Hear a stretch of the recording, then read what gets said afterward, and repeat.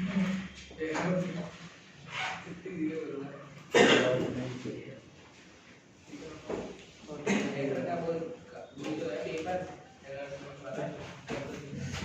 ये नया टॉपिक है ग्रेविटेशन या गुरुत्वाकर्षण। तो ये गुरुत्वाकर्षण के बारे में सबसे पहले गैलीलियो ने ये बताया था कि सभी बॉडी अर्थ की तरफ इक्वल एक्सेलरेशन से एसिलेट होती है, यानी एक समान त्वरण से त्वरित होती है। और इनका एक समान से त्वरित होना ये इनके मास पर डिपेंड नहीं करता। यानी जैसे 1 किलोग्राम की बॉडी को गिराया जाए या 2 किलोग्राम की बॉडी को गिराया जाए तो दोनों ही बॉडी पर अर्थ पर एक साथ पहुंचेगा। इसका ये टॉलमी ने ये जियोसेंट्रिक मॉडल दिया था। जियोसेंट्रिक मॉडल का मतलब है कि अर्थ यूनिवर्स के सेंटर पर है और अर्थ के चारों तरफ अदर बॉडी हैं, अदर प्लैनेट हैं, जैसे सन है, वो अर्थ के अराउंड मोशन करते हैं। तो इसको क्या कहते हैं? Geocentric model. लेकिन अपने इंडिया के आर्यभट्ट थे, तो आर्यभट्ट ने ये बताया था, हेलियोसेंट्रिक मॉडल दिया था। हेलियोसेंट्रिक मॉडल का मतलब होता है सूर्य केंद्रीय सिद्धांत। हेलियोसेंट्रिक सूर्य केंद्रीय सिद्धांत का मीनिंग ये है कि यूनिवर्स है, अपने यूनिवर्स के सेंटर पर सन है और प्लैनेट उसके चारों तरफ चक्कर लगाती है। फिर इसके बाद में कोपरनिकस ने ये बात बताई थी कि ये हेलियोसेंट्रिक मॉडल का कोपरनिकस ने समर्थन किया था। उन्होंने ये कहा था कि सन के चारों तरफ प्लैनेट मोशन करते हैं और उनकी ऑर्बिट होती है वो सर्कुलर ऑर्बिट होती है। लेकिन एक टाकू ब्राहे थे, ये डेनमार्क के पादरी थे, तो उन्होंने 22 वर्षों तक अपनी बिना किसी टेलीस्कोप की सहायता से रात में इनका प्लैनेट की स्टडी की थी और अपने विचार हैं उनको नोट करते गए। उनके शिष्य थे केपलर। तो केपलर ने इनको किसमें एक लॉ में इनको एक लॉ का फॉर्म दिया। तो इसमें इन्होंने जो कोपरनिकस का मॉडल था उसमें प्लैनेट कैसे मोशन करते हैं? सर्कुलर ऑर्बिट में। तो उन्होंने कहा प्लैनेट सर्कुलर ऑर्बिट में मोशन नहीं करती है, इनकी ऑर्बिट होती है वो इलिप्टिकल ऑर्बिट होती है। तो ये केपलर ने थ्योरी दी थी। तो केपलर ने अपने 3 लॉ दिए थे। केपलर उनको कहते हैं Kepler's law of planetary motion. दरअसल ये एक्चुअल में ये स्टडी टाकू ब्राहे की थी। टाकू ब्राहे, लेकिन केपलर उनके शिष्य थे, चेला थे। तो केपलर ने उनको एक उसका लॉ का एक रूप दिया था। वो तो 22 वर्षों तक लगातार स्टडी करते रहे। उसके बाद उन्होंने ये कंक्लूजन निकाला था केपलर ने। तो इनका जो केपलर का पहला लॉ है उसको कहते हैं, ये 3 लॉ दिए थे। पहला लॉ है, फर्स्ट लॉ है लॉ ऑफ ऑर्बिट्स, कक्षा का नियम, law of orbits. Law of orbits इसको कहते हैं कक्षा का नियम। कक्षा का नियम, तो कक्षा का नियम ये क्या है कि सभी प्लैनेट सन के अराउंड इलिप्टिकल ऑर्बिट में मोशन करते हैं। All the planets revolve around the sun in an elliptical orbit with sun at its one of the foci। सूर्य उसके एक फोकस पर होता है। इलिप्स में 2 फोकस होती है। इलिप्स में 2 एक्सिस होती है, एक सेमी मेजर एक्सिस होता है, एक सेमी माइनर एक्सिस होता है। तो सन होता है वो इसके एक फोकस पर होता है। तो हिंदी में कहेंगे कक्षा का नियम को कैसे कि प्रत्येक ग्रह सूर्य के चारों ओर, प्रत्येक ग्रह सूर्य के चारों ओर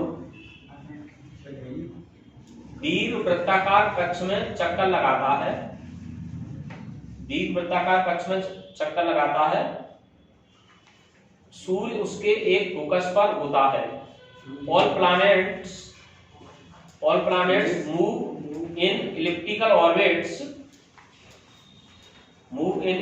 orbits with sun situated elliptical orbit with the sun situated at one of the foci FOCI। कक्षा में चक्कर लगाता है, इसका क्या है? दीर्घ वृत्ताकार कक्षा में लगाता है, सूर्य उसके एक फोकस पर होता है। सर एक तो बनो foci FOCI, one of the foci. जैसे ये फोकस का प्लूरल फॉर्म है। जैसे सपोज कीजिए कि ये इसका सेमी मेजर एक्सिस है 2A और ये 2B ये सेमी माइनर एक्सिस है।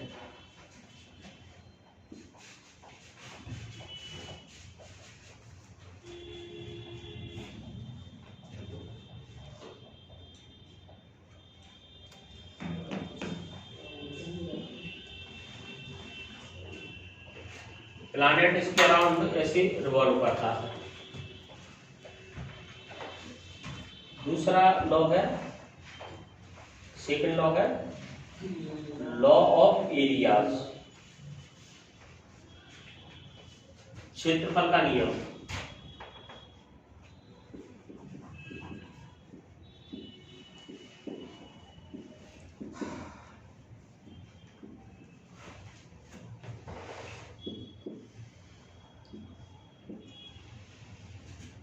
Law of area, law of area ये है कि जैसे सन है ये इलिप्टिकल ऑर्बिट में ये मोशन कर रहा है और मान लीजिए सपोज कि ये सन यहाँ पर है। अब प्लैनेट ए पॉइंट से बी पॉइंट तक जा रहा है और उसने एरिया कवर किया है इतना, ऐसे भी एरिया कवर किया है, इसमें टाइम लगा डेल्टा टी। और अब ये यहां पर है, ये एरिया है CSD, ये एरिया CSD, इसमें भी टाइम लगा कितना डेल्टा टी। अगर ये दोनों टाइम बराबर हैं, ठीक, दोनों टाइम बराबर हैं तो ये दोनों एरिया भी बराबर हैं, ठीक। अच्छा एक बात बताओ कि जैसे कोई प्लैनेट है वो सन के अराउंड मोशन कर रहा है, तो प्लैनेट जब सन के अराउंड मोशन करता है तो इसमें कौन सी फिजिकल क्वांटिटी कंजर्व रहती है? एंगुलर मोमेंटम, बिल्कुल सही है, एंगुलर मोमेंटम कंजर्व रहता है। अब जैसे कोई प्लैनेट सन के अराउंड मोशन कर रहा है, इसको हिंदी में कोणीय संवेग कहते हैं, कोणीय संवेग सामंजस्य। जैसे कोई प्लैनेट सन के अराउंड मोशन कर रहा है तो वो कभी सन के पास में भी आ जाता है और कभी सन के दूर चला जाता है।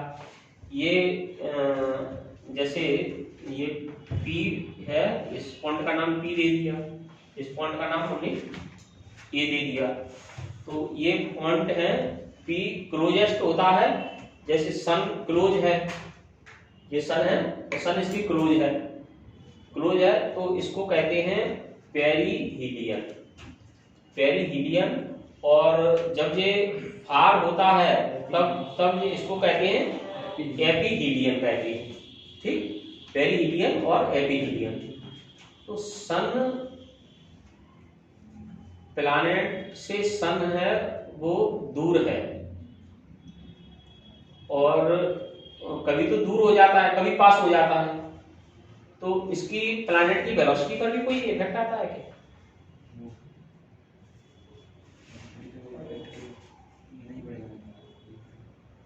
प्लैनेट की जो वेलोसिटी है उस पर उसमें कोई चेंज आता है क्या? जैसे मान लो प्लैनेट सन के पास में आ गया और एक बार सन के दूर चला गया तो इसकी वेलोसिटी में क्या चेंज, कोई चेंज आएगा कि नहीं आएगा? आएगा। बताओ, पास में आएगा तब वेलोसिटी कैसी होगी? पास में आया तो बढ़ जाएगी। बढ़ जाएगी, और दूर होगा तो घट जाएगी। ऐसा क्यों होगा? रीजन नहीं पता। रीजन नहीं पता। अच्छा, देखो आंसर तुम्हारा सही है, और रीजन नहीं पता है तो रीजन हम बता रहे हैं। रीजन इसका ये है, एंगुलर मोमेंटम L बराबर होता है mvr। अब मास तो उसका कांस्टेंट है, अब प्लैनेट पे कोई टॉर्क नहीं लग रहा है, टाउ इक्वल टू 0, तो इसका v इंटू आर क्या होगा? कांस्टेंट होगा। v इंटू आर कांस्टेंट होगा। तो जब ये r, जब r पास में है यानी r कम है तो v कैसा होगा? ज्यादा।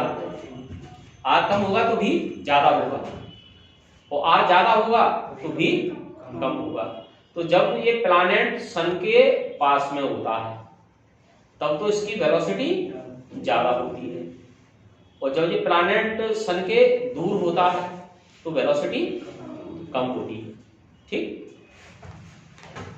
अब जैसे सपोज कीजिए कि एक प्लैनेट है, पहले तो इस सेकंड लॉ को लिख लीजिए।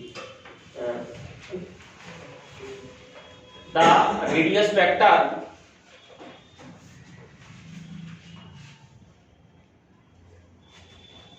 swept SWEPT swept equal area in equal time interval, swept equal area in equal time interval। सदिश त्रिज्या समान समय में समान क्षेत्रफल तय करती है। सदिश त्रिज्या क्या होती है? सन और प्लैनेट को जॉइन करने वाली लाइन, उसको सदिश त्रिज्या कहती है। ठीक, that is called radius vector. समान समय में समान क्षेत्रफल तय करती है। Covers equal area in equal interval of time. अब जैसे सपोज कीजिए कि प्लैनेट है, सी से डी तक आने में डेल्टा टी समय लिया, और इसने ए से बी तक आने में, यहाँ पर पॉइंट हमने ए यहाँ ले लिया, ये पॉइंट यहाँ ले लिया। अब ए से बी तक आने में इसने टाइम लिया है 2 डेल्टा टी। ठीक, 2 डेल्टा टी टाइम लिया है, और सी से डी तक आने में कितना टाइम लिया है? Delta T. तो ये वाला एरिया है CSD एरिया, ये आधा होगा किससे? ASB से आधा होगा, ASB से आधा होगा। यानी इसमें, इस फिगर में जो एरिया ऑफ CSD है, area CSD equal to 2 times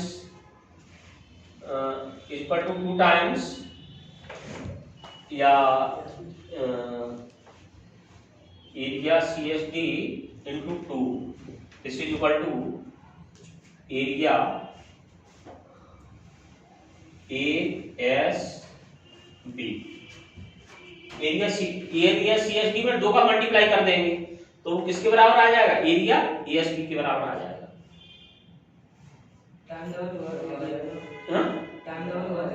area भी डबल हो जाएगा, टाइम डबल होगा तो एरिया भी डबल हो जाएगा। ठीक, जितने टाइम होगा, हाँ, जितने इक्वल टाइम में इक्वल एरिया कवर करता है।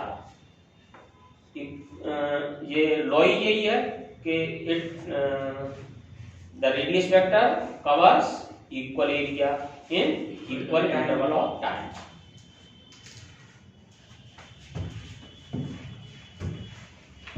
और थर्ड लॉ लिखिए।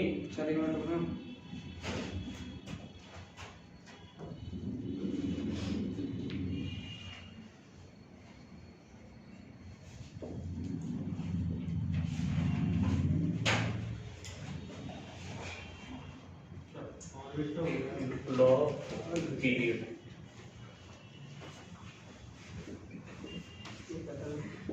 कक्षा का नियम, law of periods. Law of periods है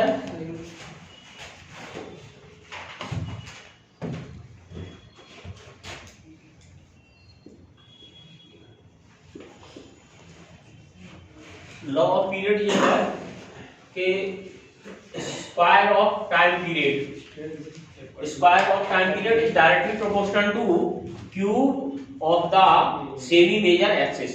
सेमी मेजर एक्सिस का क्यूब होता है, यानी T square equal to k a cube. The square time period का स्क्वायर सेमी मेजर एक्सिस के क्यूब के प्रोपोर्शनल होता है। अब जैसे सन के सबसे पास में प्लैनेट कौन सा है? मरकरी। तो मरकरी सबसे पास में है, तो मरकरी का सेमी मेजर एक्सिस सबसे छोटा होगा, तो मरकरी का टाइम पीरियड सबसे कम होता है, 88 दिन का होता है। 88 दिन में 88 दिन में उस सन के अराउंड मोशन कर देता है। तो जितना प्लैनेट सन से दूर होगा उतना ही उसको सन का चक्कर लगाने में ज्यादा टाइम लगेगा। तो इसको याद करना तो बहुत सरल है कि जैसे सबसे कम टाइम मरकरी लेगा और सबसे ज्यादा टाइम कौन लेगा? सैटर्न नहीं लेगा। सैटर्न की बात होती है नेपच्यून लेगा। ठीक, नेपच्यून के बाद प्लूटो को तो हटा दिया गया। ठीक, तो वो सबसे ज्यादा दूरी पर है।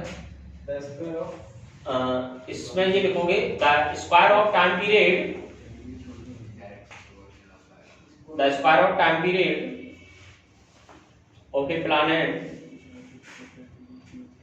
is directly proportional to the cube of the semi major axis, cube of the semi major axis। ग्रह के आवर्तकाल का वर्ग,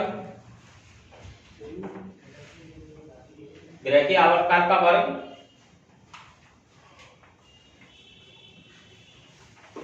ग्रह तथा सूर्य के अर्ध दीर्घ अक्ष के, ग्रह तथा सूर्य के अर्ध दीर्घ अक्ष के घन के अनुक्रमानुपाती होता है, घन के अनुक्रमानुपाती होता है। और एक वो वाला कंसेप्ट तो लिख लेना है, जब ये प्लैनेट सन के पास में आता है तो उसकी वेलोसिटी बढ़ जाती है, और जब दूर हो जाता है तो वेलोसिटी कम हो जाती है। When planet comes near to sun, जब ग्रह सूर्य के पास में होता है तो उसका वेग बढ़ जाता है। When planet comes near to sun, then its velocity is increases, and when it is far away, जब यह दूर होता है, and when it is far away, then its velocity decreases, because L is equal to mvr, this is equal to constant, और vr is equal to constant, vr is equal to constant, v और r का product है वो constant रहता है।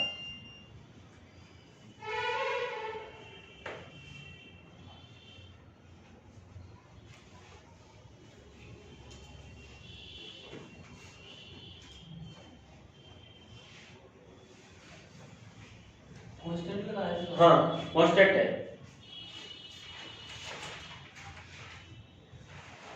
और V R equal to constant, यानी V into R बराबर नियतांक।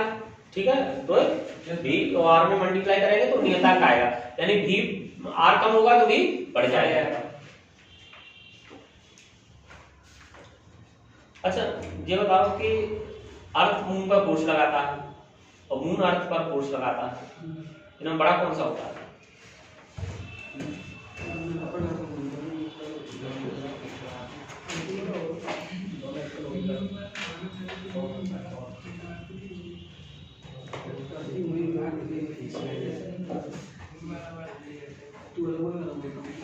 बराबरी तो होंगे क्या? बराबर क्यों होंगे? क्योंकि सर दोनों ही से चक्कर में आ रहे हैं। देखो ये Newton's law of universal gravitation है। Newton's law of universal gravitation ये न्यूटन थर्ड लॉ को फॉलो करता है। It follow the Newton's third law. ठीक, Newton's law of universal gravitation follow the third law, Newton's third law. Newton का third law क्या है? To every action there is equal and opposite reaction. तो जितना ये planet, जितना कोई planet जैसे सन पर फोर्स लगा रहा है तो सन भी उतना ही फोर्स प्लैनेट पर लगा रहा है। अब जैसे मार्कर है, मार्कर है अर्थ पर उतना ही फोर्स लगा रहा है जितना अर्थ मार्कर पर लगा रही है। तो फिर ये अर्थ क्यों नहीं आती है मार्कर के पास में? अर्थ मार्कर के पास में क्यों नहीं आती है? ये मार्कर अर्थ के पास में जा रहा है, जब फोर्स बराबर लगा रहे हैं तो फिर अर्थ को भी आना चाहिए। ऐसा क्यों नहीं होता है फिर?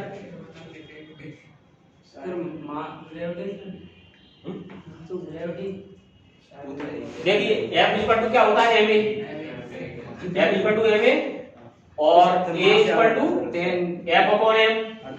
दोनों फोर्स तो बराबर लगा रहे हैं लेकिन अर्थ का मास कैसा है? बहुत ज्यादा है। अर्थ का मास बहुत ज्यादा है तो उसका एक्सेलरेशन कैसा होगा?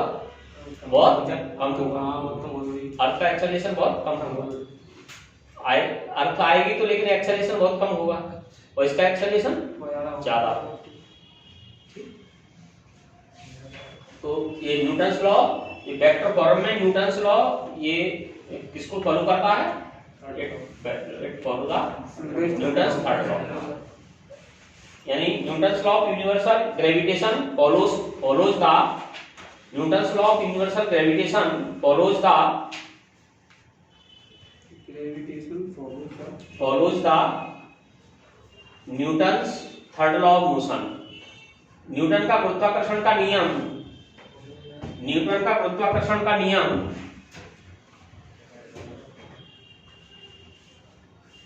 न्यूटन का गुरुत्वाकर्षण का नियम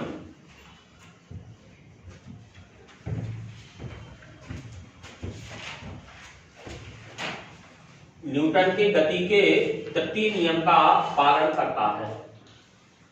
न्यूटन की गति के तृतीय नियम का पालन करता है।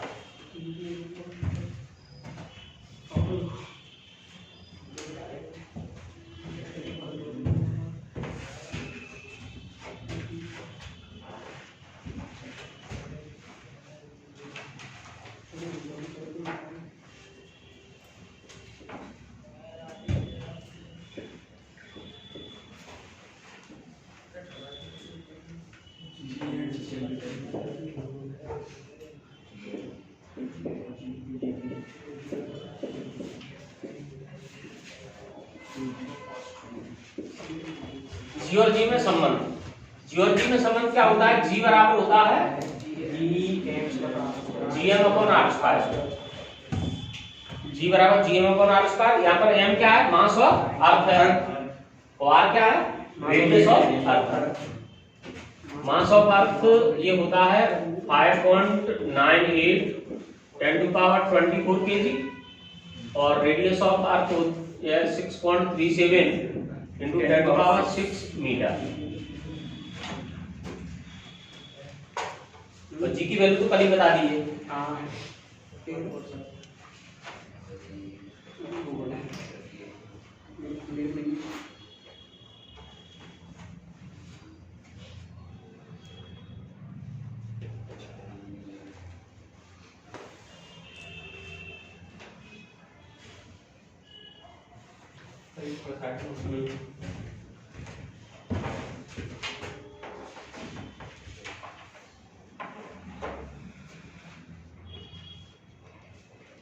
एक क्वेश्चन लिखोगे,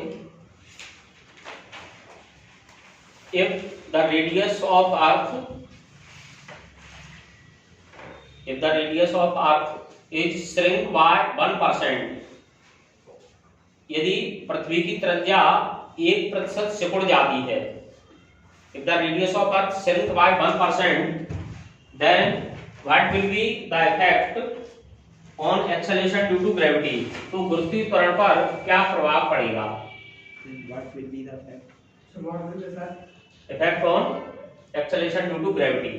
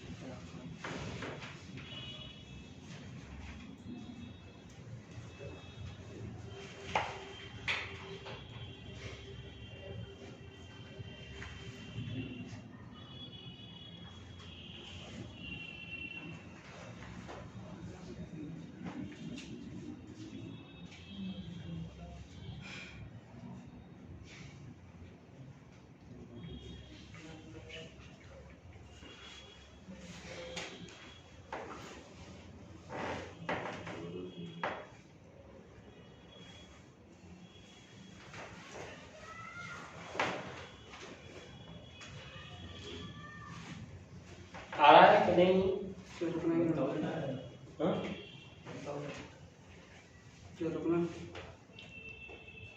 देखो इसमें इसमें मास में तो कोई चेंज नहीं आ रहा है, जी और एम तो कांस्टेंट है, तो g is inversely proportional to क्या होगा 1/r²। इसको ऐसे लिख सकते हैं delta g upon g equal to 2 delta R upon R, 2 into 1/100। अब इसको क्या है परसेंटेज में निकालना है, तो दोनों तरफ 100 से मल्टीप्लाई कर देंगे, तो 2% है। अब देखो r को अगर हम कम करेंगे तो g क्या होगा, बढ़ेगा, तो g की वैल्यू 2% बढ़ जाएगी, the value of g increases by 2%।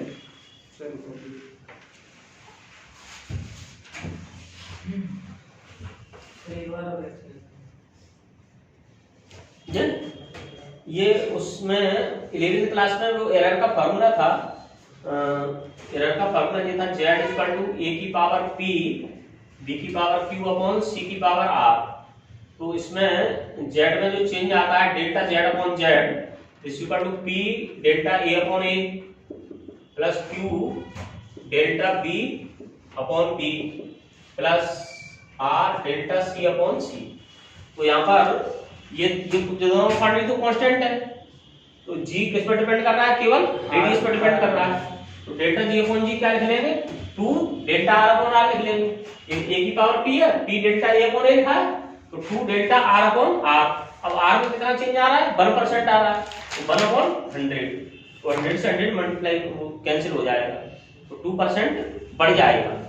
क्यों बढ़ेगा, क्योंकि इसको हम कम कर रहे हैं, ठीक, इसको अगर हम बढ़ाते तो फिर क्या होता हो जाएगा, तो फिर बढ़ा इसको कम किया जा रहा है, कम करने पर तो बढ़ेगा, ज्यादा करने पर घटेगा, ठीक। अब एक और क्वेश्चन लिखो, एक हिंदी में लिख लो, यदि पृथ्वी के द्रव्यमान तथा त्रिज्या दोनों को 1% कम कर दिया जाता है, द्रव्यमान तथा त्रिज्या दोनों को 1% कम कर दिया जाता है, तो g के मान पर क्या प्रभाव पड़ेगा। If mass and radius of earth both decreases bye 1%, both decreases by 1%, then what will be the effect on acceleration due to gravity?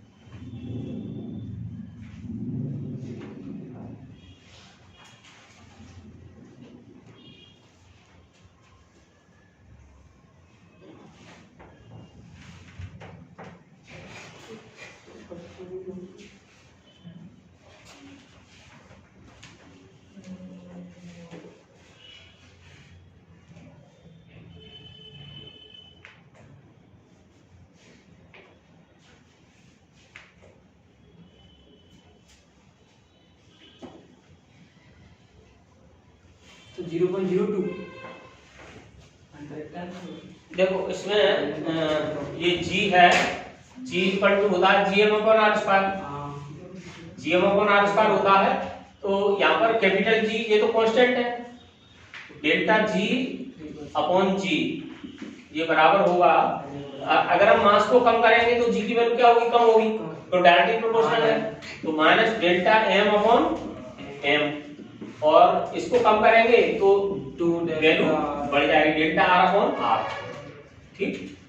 तो यहाँ पर 1% इसको चेंज किया जा रहा है, तो -1/100 परसेंटेज में निकालेंगे तो 100% प्लस 2 डेल्टा आर 1/100 इंटू 100%। तो ये 1% इसने क्या किया, कम किया, और 2% इंक्रीज हो गया, तो रिजल्टेंट क्या होगा 1%, जी की वैल्यू 1% बढ़ जाएगी।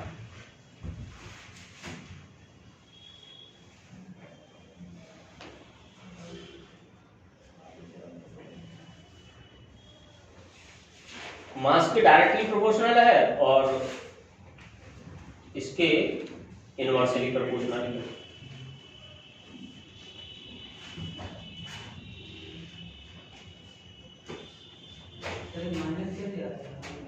माइनस इसीलिए आया है क्योंकि अगर हम मास को कम करेंगे। सर हाँ अरे हम देखो खुशखबरी लेके आए हैं। अच्छा, फोन करेगा, सिलेक्शन हो गया एयरफोर्स में। अरे बहुत बढ़िया बात है। और उनका वो दीपेंद्र का नहीं पता? ठीक है पंकज, बहुत बढ़िया, धन्यवाद। और तुम शनिवार को आ जाएगा तो तुमसे हमने कहा था।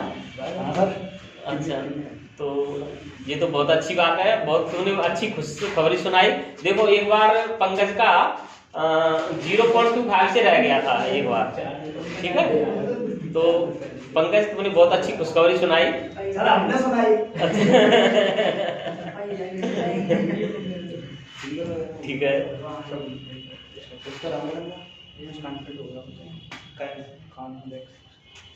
दीपेंद्र का क्या हुआ? सर रामनगर अनफिट हो गया। अनफिट हो गया किसमें? कान में वैक्स थी। अच्छा अच्छा, चलो तुमने बहुत मेहनत की पंकज, बहुत मेहनत की। सर रिजेक्शन कितना देगा बंदे ने? जब आपके पॉइंट बाहर से गया। हाँ लड्डू को पिला रहा था। लड्डू ये तो चाहे वो तो छोटी बात है, वो तो सब कुछ हो जाएगा, ठीक है। कमाने के बाद आएंगे। हाँ, वो तो कमाने के बाद आएंगे। तो नौकरी लगी है, घर से क्यों मांगे पैसे? सही बात है। बहुत अच्छी बात है पंकज, बहुत अच्छा तुमने काम, अच्छी खुशखबरी सुनाई। सर अभी नेवी की आई थी, पर नेवी में नेवी की मेरिट आई थी उसमें। हाँ, उसमें वही 45 मार्क्स से 46.75। उसमें कितने मार्क्स आए थे? 45। सर आप कह रहे हैं 1 और 0.5 से रहा है। अच्छा, तो उसमें होगा कितने पता? 46.75। 46.7, यानी थोड़े से ही नंबर रह गए थे, हैं? देखो बहुत, चलो ठीक है, ये अच्छा है, नहीं ये अच्छा है। एयरफोर्स वाला ये बढ़िया है। उसमें क्या है, उसमें पानी में वॉमिटिंग वगैरह भी आती है। नेवी में पानी वॉमिटिंग, तो उसको वॉमिटिंग वगैरह की प्रॉब्लम नहीं। सर एसएसआर से डब्बाई और अच्छा है। हाँ। डबल ही होता तो बात है। हाँ ठीक है, ठीक है पंकज, और करो मेहनत, और ज़्यादा उसमें मेहनत करो। हम तो ये चाहते हैं कि उसमें और मेहनत करके, और उसमें ऑफिसर के लिए होता है, ठीक है। हाँ, का तो सर अभी है, तो अभी अपना एक फोटो हमें दे जाना है, ठीक है। और फिर कुछ और बच्चे हैं, ठीक है, फिर उनके और बच्चे हैं, उनके फोटो लगा देंगे। बहुत से बच्चों के रखे हुए हैं, तो अब लगा देंगे।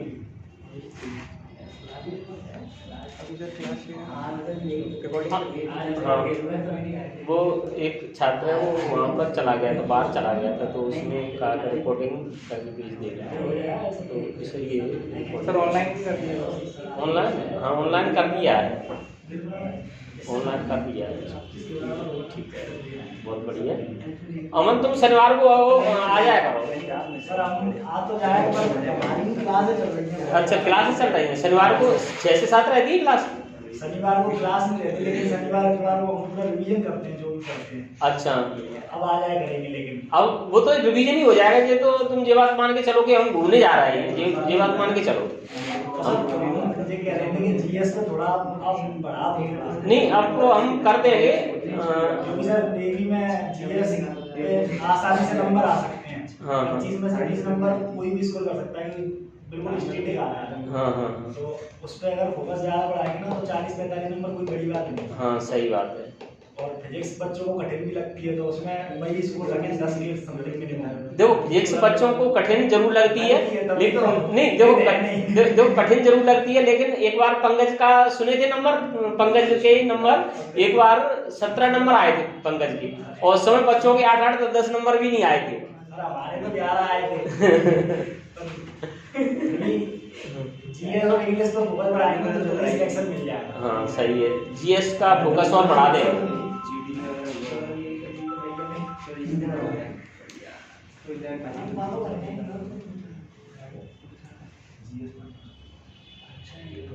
देखो अभी क्या है, शिवांश अभी 2.5 साल बाद हमसे मिलने आया था। बहुत दिन रुक के गए हैं। हाँ हाँ हाँ, 1-1.5 महीना। हाँ अभी 2.5 साल बाद वो नौकरी, जिस दिन नौकरी पे गए थे उस दिन आए थे, और उसके बाद में फिर सीधे अभी आए थे 2.5 साल बाद। तो हमने शिवांश को पहचान भी नहीं पाया। शिवांश से कहा सर पहचान लिया, हमने देखा तो है, अब जो पढ़ाया है हमने 3 साल पढ़ाया है, 11th 12th और फिर उसके कंपटीशन के लिए पढ़ाया, और 3 साल पढ़ाने के बावजूद भी और भूल गए चेहरा, इतना चेहरा चेंज हो गया 2.5 साल में। बहुत अभी थोड़े हेल्दी हो गए। हाँ बहुत ज्यादा हेल्थ हो गई है शिवांश की।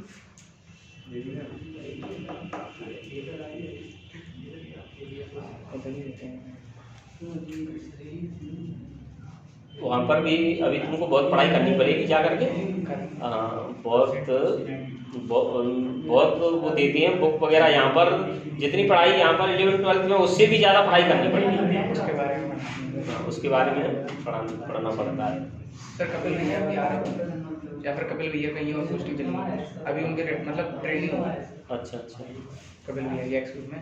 अच्छा अभी उनसे कुछ दिन पहले संडे को उन्होंने फ़ोन आया है, वो कह रहे थे अभी वही है ट्रेनिंग सेंटर में, 2-3 दिन में पास आउट हो जाए तब फ़ोन वगैरह मिले। उनको अभी फ़ोन नहीं था उनके पास।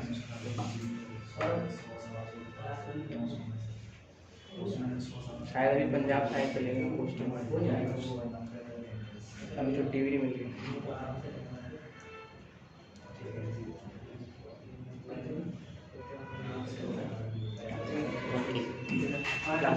बस ठीक है।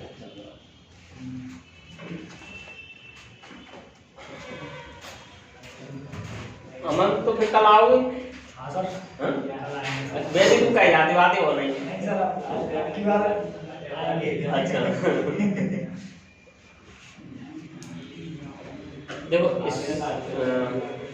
इसमें स्मॉल जी में और कैपिटल जी में, ये स्मॉल जी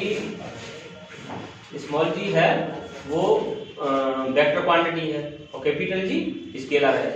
तो कैपिटल जी का डायमेंशन फार्मूला निकाल के बताइए सबसे पहले, कौन निकालता है डायमेंशन फार्मूला कैपिटल जी का?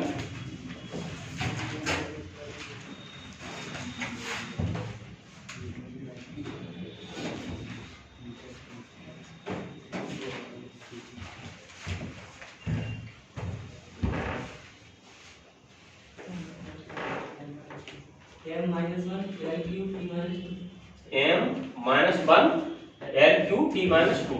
ठीक सही है, किसने डाला? ठीक सही है।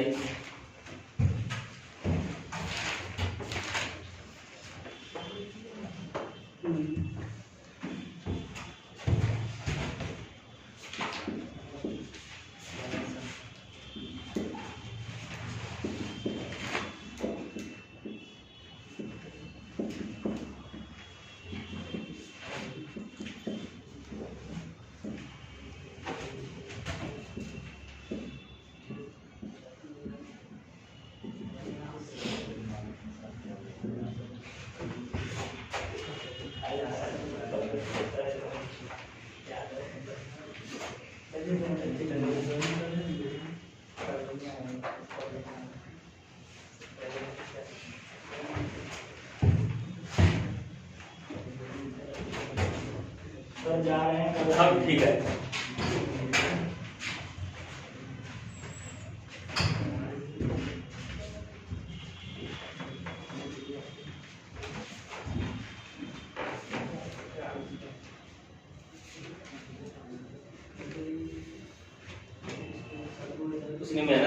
रियल में बहुत मेहनत की है। हमारे पास में तो 11th-12th में भी पढ़ाई जो इसमें जो 4th नंबर का है ये टॉपर आरएस कॉन्वेंट में उस साल का टॉपर था ये जिस 18 में।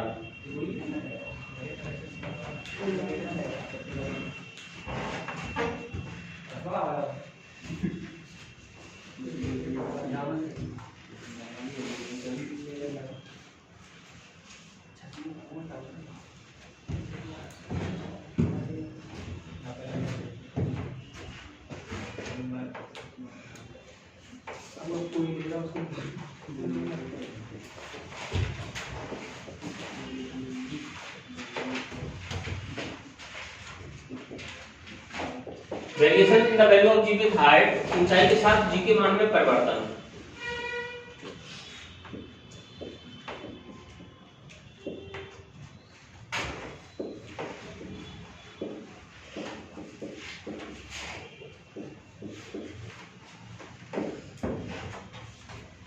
तो इसमें हम दो फार्मूले बताएंगे।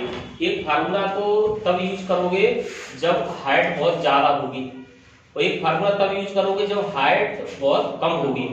ज्यादा से मतलब ये है कि वो लगभग अर्थ की रेडियस के इक्विवेलेंट है, और अर्थ की रेडियस के कंपैरिजन में हाइट बहुत कम है, तो फिर दूसरा फार्मूला यूज करोगे। तो पहला फार्मूला तो ये है g dash upon g. Sir English सही था वेरिएशन वेरिएशन TION है in the value of g of height, variation in the value of g in height, g with height, ठीक। Variation in the value of g with height, g dash upon g this is equal to r upon r square upon r plus h का whole square, r upon r plus h का whole square. ये जी dash जी की value कहां पर है? अर्थ की surface पर है, और जी डैश है h हाइट पर, ठीक। जी है कहां पर? At the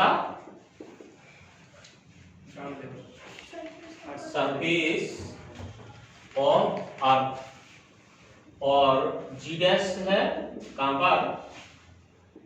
eight a height, at a height h from the surface of earth, at a height h from the surface of earth। इस फार्मूले का कब यूज करोगे? जब h की वैल्यू बहुत लार्ज है, ठीक। when h is very large, यानी ये अर्थ की रेडियस के इक्विवेलेंट है। ये तो एक फार्मूला हो गया। दूसरा फार्मूला ये है if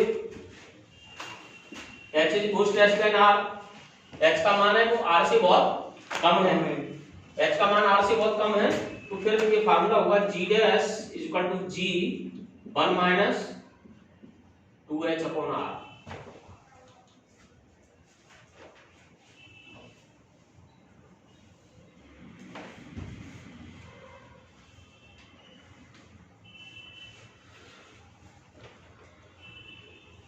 ठीक। अब एक क्वेश्चन लिखोगे, find the value of g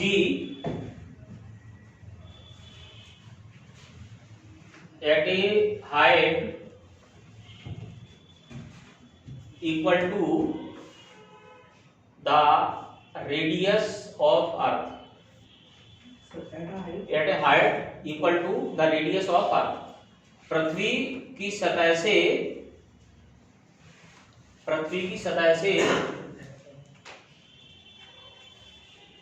r ऊंचाई पर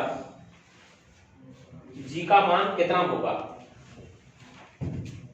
पृथ्वी की सतह से r ऊंचाई पर g का मान कितना होगा?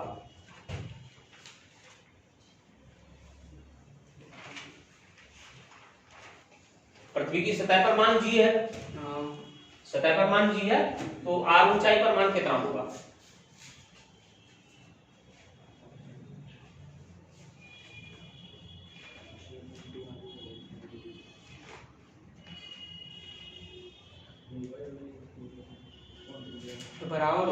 बराबर होगा, देखो इसमें ये वाला फार्मूला लगाओ, g equal to g, g dash upon g equal to r square upon r, h किसके बराबर है, आर के बराबर है, आर प्लस आर का होल स्क्वायर, तो r square upon 2r square, 2r square का मतलब 4r स्क्वायर, आर स्क्वायर से आर स्क्वायर कैंसिल हो गया, तो जी डैश बराबर कितना हो जाएगा, जी अपॉन 4, ठीक, तो यानी कितनी वैल्यू हो जाएगी, 4 टाइम वो 1/4 तो हो जाएगी, 1/4 as compare to the surface of earth.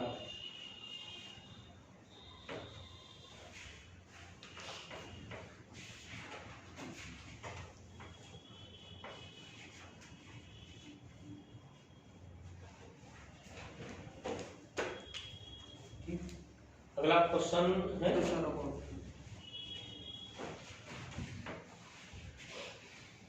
Rose note कर लिए, तो लिखो दूसरा, पृथ्वी की सतह से 2r ऊंचाई पर g का मान कितना होगा, what the value of g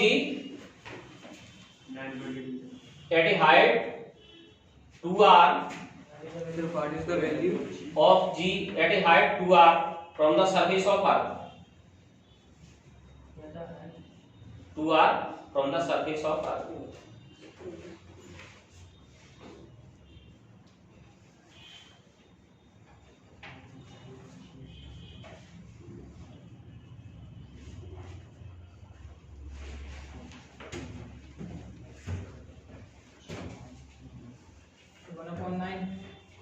g/9, ठीक है, सही है, g/9 हो जाएगा, यहाँ पर r की जगह पर क्या रख देंगे, 2r रख देंगे, 2r रख देंगे तो ये 3r का स्क्वायर हो जाएगा, 3r का स्क्वायर यानी ये कितना हो जाएगा, r स्क्वायर